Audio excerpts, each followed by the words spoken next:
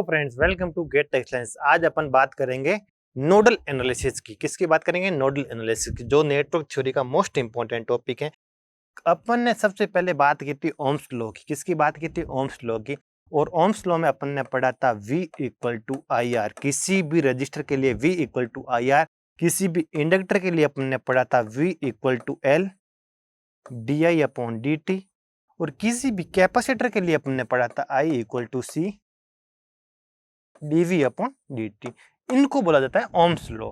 और आपको पता होगा साइन कन्वेंशन, तो ये कोई रजिस्टर है, इसके अक्रॉस का पोटेंशियल V है और इसमें करंट कितनी फ्लो हो रही है? I करंट हो रही है। ये कोई इंडक्टर था अपना, इसके अक्रॉस पोटेंशियल V है, इसके इंडक्टेंस की वैल्यू L है और इसमें करंट कितनी फ्लो हो रही है? I करंट फ्लो हो रही है। और ये कोई कैपेसिटर है, इसके कैपेसिटेंस की वैल्यू C है, इसके अक्रॉस पोलरिटी V है और इसमें करंट कितनी फ्लो हो रही है? I करंट फ्लो हो रही है। तो ये अपना रजिस्टर हो गया, कैपेसिटर हो गया, इंडक्टर हुआ। इनको बोला जाता है ओम्स लॉ। क्या बोला जाता है? Ohm's law.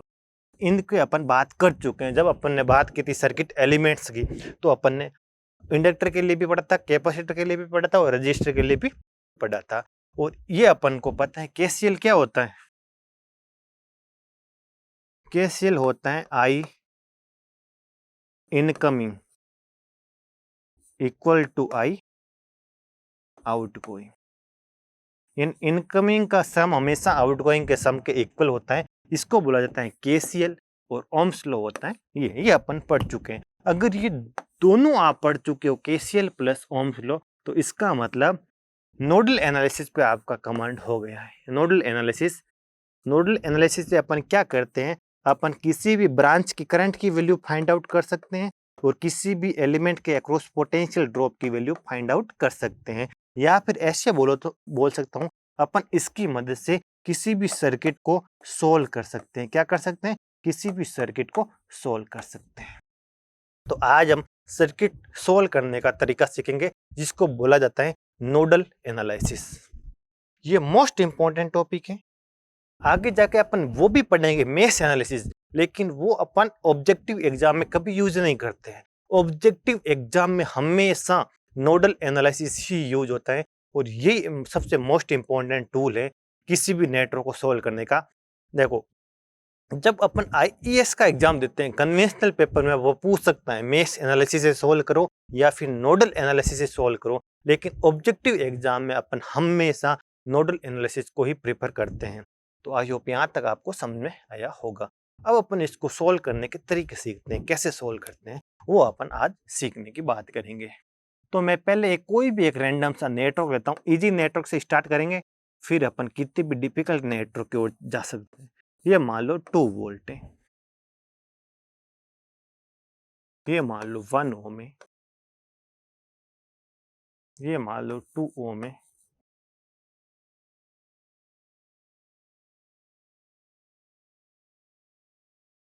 और देखो पहले मैं एक ले रहा हूँ, सिंपल नेटवर्क ले रहा हूँ। मान लो ये होगा 3 ओम हो जाएगा।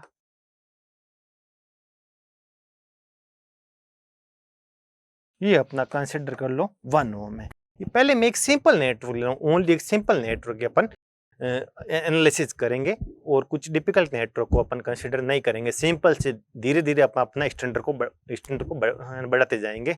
सबसे पहले अपन सिंपल नेटवर्क से शुरुआत करते हैं। नोडल एनालिसिस क्या कहता है? सबसे पहले नोडल एनालिसिस स्टार्ट करने से पहले आपको सर्किट के अंदर प्रिंसिपल नोड को फाइंड आउट करना है। किसको फाइंड आउट करना है? प्रिंसिपल नोड को। नोडल एनालिसिस स्टार्ट करने से पहले आपको आप में सर्किट में प्रिंसिपल नोड्स को फाइंड आउट करना है। प्रिंसिपल नोड आपको कहाँ कहाँ दिख रहा है? ये नोड एक सिंपल नोड है, ये प्रिंसिपल नोड नहीं है। ये वाला नोड भी क्या है? सिंपल नोड है, प्रिंसिपल नोड नहीं है, क्योंकि यहाँ पर ओनली 2 एलिमेंट्स कनेक्टेड हो रहे हैं। यहाँ पर भी कितने एलिमेंट कनेक्ट हो रहे हैं? 2 एलिमेंट कनेक्ट हो रहे हैं। तो आपको सर्किट के अंदर प्रिंसिपल नोड फाइंड आउट करने हैं। प्रिंसिपल नोड मैंने लास्ट लेक्चर में बताया था, उस नोड को बोलते हैं जहां पर 2 या 2 से ज्यादा ब्रांचेज, जहां पर है ना 2 से ज्यादा ब्रांचेज आके कनेक्ट हो रही हैं। जैसे ये वाला नोड क्या होगा अपना? ये वाला मेरा एक प्रिंसिपल नोड होगा, क्योंकि यहाँ पर कितनी ब्रांच कनेक्ट हो रही? 3 ब्रांच कनेक्ट हो रही हैं। और आपको मैंने बताया था लास्ट लेक्चर में, ये पूरा एक ही नोड होगा। क्या होगा? क्योंकि इनके बीच में कोई एलिमेंट कनेक्ट नहीं है, तो ये वाला पूरा एक ही नोड होगा। और ये वाला है कैसा नोड होगा, ये भी एक प्रिंसिपल नोड होगा, क्योंकि यहाँ पर भी कितनी ब्रांच आके कनेक्ट हो रही है, 1 ब्रांच, 2 ब्रांच और 3 ब्रांच। कितनी ब्रांच कनेक्ट हो रही है, 3 ब्रांच कनेक्ट हो रही है। तो ये वाला नोड भी मेरा क्या होगा, एक प्रिंसिपल नोड होगा, और ये वाला नोड भी एक प्रिंसिपल होगा। ये सिंपल नोड है, ये भी सिंपल नोड है, अपन को ओनली प्रिंसिपल नोड ही देखना है। नोडल एनालिसिस करने से सबसे फर्स्ट स्टेप है आपको ओनली प्रिंसिपल नोड्स देखने हैं। कौन से नोड देखने हैं, प्रिंसिपल नोड्स ही देखने हैं, और इस सर्किट में 2 प्रिंसिपल नोड हैं। फिर सेकंड बात आती है नोडल एनालिसिस करते टाइम, एक प्रिंसिपल नोड को आपको जो अच्छा लगे उसका पोटेंशियल आप सिंप्लिसिटी के लिए 0 वोल्ट एज्यूम कर सकते हो। क्या एज्यूम कर सकते हो, एक्चुअली में 0 वोल्ट उसका पोटेंशियल होता नहीं है, लेकिन सर्किट को सोल्व करने के लिए अपन इनमें से किसी भी एक नोड का पोटेंशियल 0 वोल्ट कंसिडर कर सकते हैं। मतलब अपन मैक्सिमम टाइम सबसे नीचे वाले नोड को ही अपन क्या एज्यूम करते हैं, ग्राउंड एज्यूम करते हैं। क्या एज्यूम करते हैं, इसको अपन ग्राउंड एज्यूम करते हैं। इसके पोटेंशियल को कितना वोल्ट एज्यूम करते हैं, 0 वोल्ट एज्यूम करते हैं। एक्चुअली में इसका पोटेंशियल 0 वोल्ट नहीं है, ओनली फॉर सवाल को सोल्व करने के लिए एक नोड को रेफरेंस नोड माना जाता है। यहाँ पर अगर मैं बात करूं तो कितने नोड हो गए, 2 नोड हो गए। तो जितने भी प्रिंसिपल नोड होंगे ना, उसमें से एक नोड को हमेशा क्या एज्यूम करना है, एक नोड को आप एज्यूम करना है रेफरेंस नोड। और रेफरेंस नोड का पोटेंशियल आप अपनी इच्छा से कुछ भी एज्यूम कर सकते हो। और पीछे जितने भी बचे, मान लो किसी नेटवर्क के अंदर 5 प्रिंसिपल नोड हैं, तो एक रेफरेंस हो जाएगा और पीछे वाले 4 क्या हो जाएंगे, नॉन रेफरेंस नोड हो जाएंगे। यहाँ पर अपना एक हो गया रेफरेंस नोड और एक हो जाएगा नॉन रेफरेंस नोड। क्या हो जाएगा, एक हो जाएगा नॉन रेफरेंस नोड और एक हो गया रेफरेंस नोड। रेफरेंस नोड आप इसको भी कंसीडर कर सकते हो, इसको भी 0 वोल्ट एज्यूम कर सकते हो। उस टाइम फिर इसको नहीं करना पड़ेगा। तो किसी एक नोड का पोटेंशियल आप 0 वोल्ट एज्यूम कर सकते हो। यहां पर एक कंडीशन अप्लाई है, अगर एग्जामिनर क्वेश्चन के अंदर आपको किसी भी नोड का पोटेंशियल प्रोवाइड कर दे, अच्छे से सुनना, अगर एग्जामिनर आपको किस क्वेश्चन के अंदर किसी नोड का पोटेंशियल प्रोवाइड कर दे, तो वो आपको रेफरेंस नोड है ना गिवन दे देगा। मतलब फिर आपको खुद की तरफ से रेफरेंस नोड एज्यूम करने की जरूरत नहीं है। जरूरत करोगे तो क्वेश्चन क्या होगा, गलत होगा एज्यूम करोगे तो। अच्छे से सुनना, अगर एग्जामिनर मेरे को इस नोड का पोटेंशियल गिवन होता क्वेश्चन में, मान लो वो ऐसे बोलता कि इस नोड का पोटेंशियल 5 वोल्ट है, फिर आपको फिर ये क्या हो जाएगा, रेफरेंस नोड हो जाएगा। फिर अपन को एज्यूम करने की जरूरत नहीं है। फिर पीछे वाले जो होंगे ना, वो क्या होंगे, नॉन रेफरेंस नोड ही होंगे। आई होप यहां तक आपको समझ में आया होगा। यानी एग्जामिनर आपको अगर रेफरेंस नोड खुद प्रोवाइड करे, रेफरेंस नोड हमेशा रेफरेंस नोड का पोटेंशियल 0 वोल्ट हो, ये कोई जरूरी नहीं है, नॉन जीरो भी हो सकता है।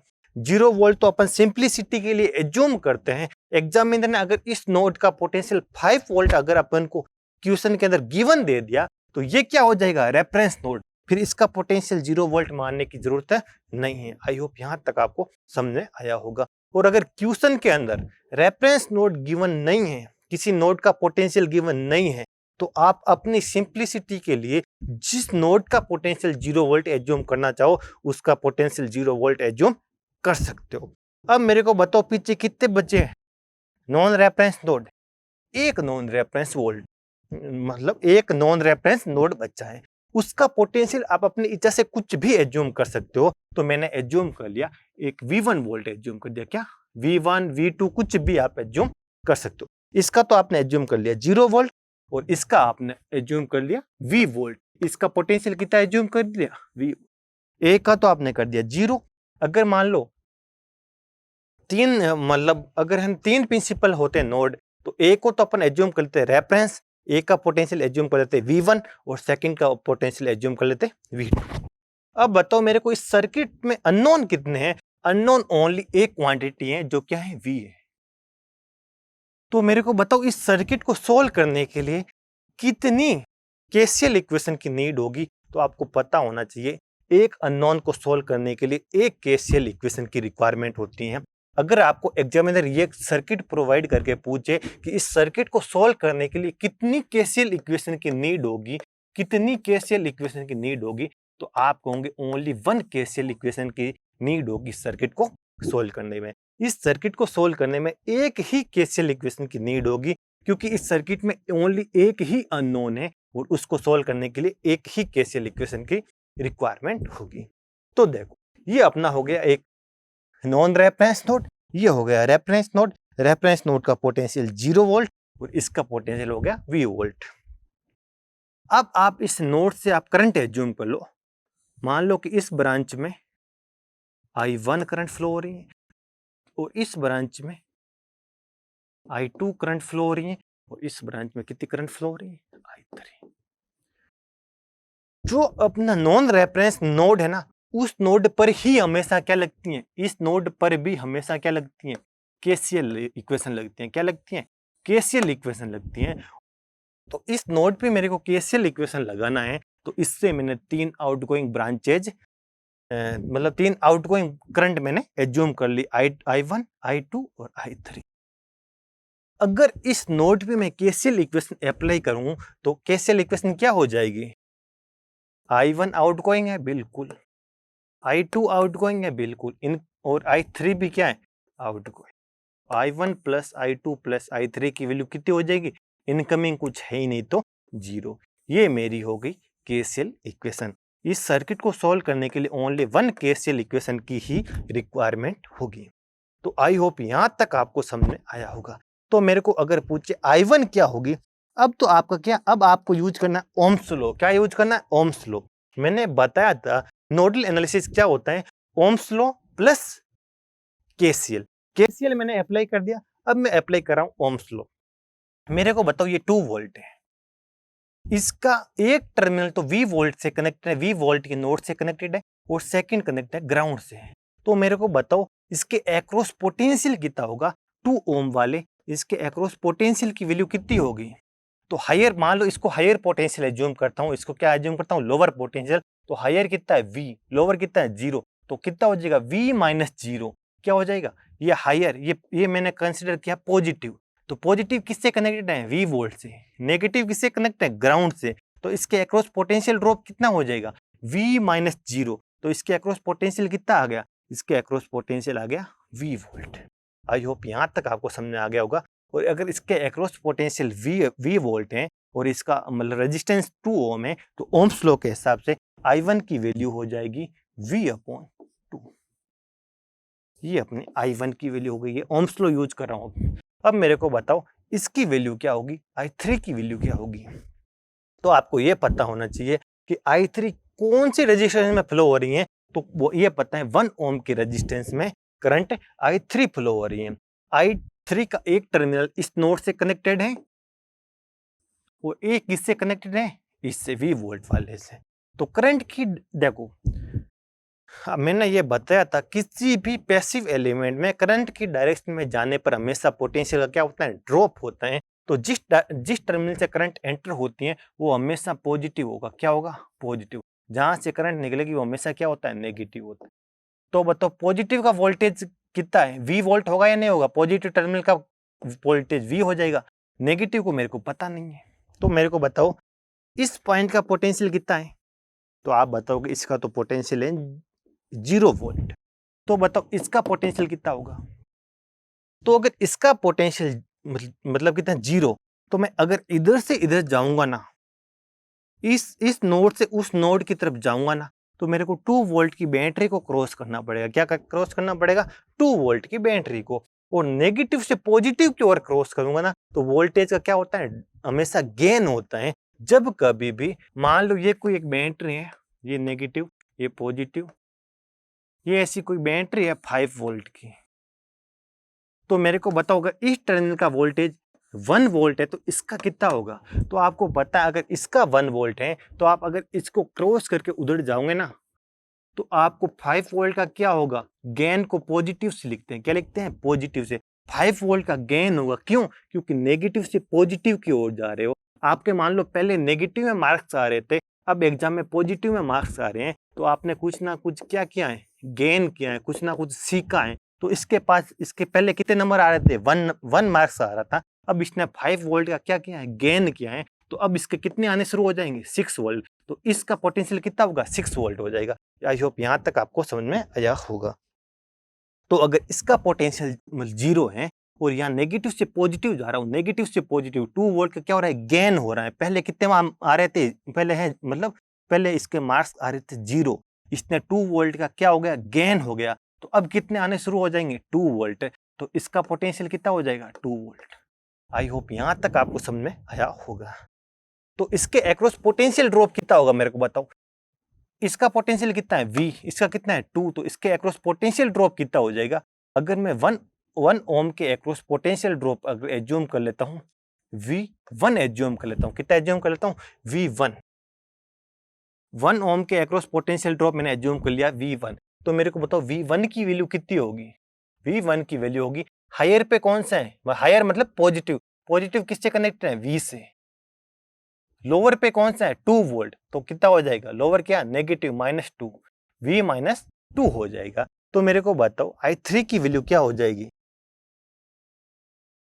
ओम्स लॉ के हिसाब से I3 की वैल्यू कितनी हो जाएगी, V1/1 होगी या नहीं होगी, बिल्कुल होगी। V1 इसके अक्रॉस पोटेंशियल ड्रॉप और इसका रेजिस्टेंस कितना हो गया, 1, इसका रेजिस्टेंस 1 और इसके अक्रॉस पोटेंशियल ड्रॉप कितना हो गया, V1 हो गया। और V1 की वैल्यू कितनी है, V -2 है, तो I3 की वैल्यू कितनी हो जाएगी, V -1 और अपॉन में कितना है, 1 है। तो ये मेरी किसकी वैल्यू होगी, I3 की। अब अपन पीछे क्या बचा है, एक ब्रांच, इस अपन अब मेरे को वैल्यू फाइंड आउट करनी है, I2 की वैल्यू फाइंड आउट करनी है।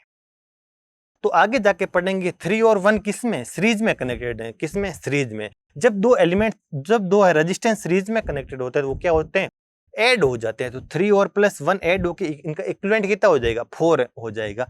कितना ओम हो जाएगा, 4 ओम। और इसका एक टर्मिनल किससे कनेक्टेड है, ग्राउंड से, 0 वोल्ट से, और एक किससे कनेक्ट हो जाएगा, V वोल्ट से। तो बताओ I2 की वैल्यू कितनी हो जाएगी, V हायर पोटेंशियल कितना हो जाएगा, V लोअर पोटेंशियल कितना हो जाएगा, 0। करंट की डायरेक्शन में पोटेंशियल ड्रॉप कितना है, V -0। और इनका इक्विवेलेंट कितना हो जाएगा, 3 और 1 का इक्विवेलेंट कितना है, 4। तो V -0/4 हो जाएगा। तो आई होप यहां तक आपको समझ में आया होगा। ये इक्वेशन होगी I2 की, ये होगी I3 की, ये होगी I1 की। अब अगर I1, I2 एंड I3 की वैल्यू में इस इक्वेशन 1 में पुट कर दूंगा ना, तो ओनली एक ही अननोन बचेगा, उस अननोन का नाम होगा V। और वहां से मैंने पोटेंशियल की वैल्यू फाइंड आउट कर सकता हूं। तो इस पॉइंट का पोटेंशियल की वैल्यू मैं आसानी से फाइंड आउट कर सकता हूं। जब इस पॉइंट का पोटेंशियल मेरे को मिल जाएगा तो मैं किसी भी ब्रांच की करंट की वैल्यू फाइंड आउट कर सकता हूं। I1 की जब मेरे को V मिल जाएगा तो I1 फाइंड आउट कर सकता हूं, I3 फाइंड आउट कर सकता हूं और I2 को फाइंड आउट कर सकता हूं। इसको बोला जाता है नोडल एनालिसिस। आई होप यहां तक आपको समझ में आया होगा। तो फिर इस लेक्चर के लिए इतना ही। तो थैंक यू सो मच।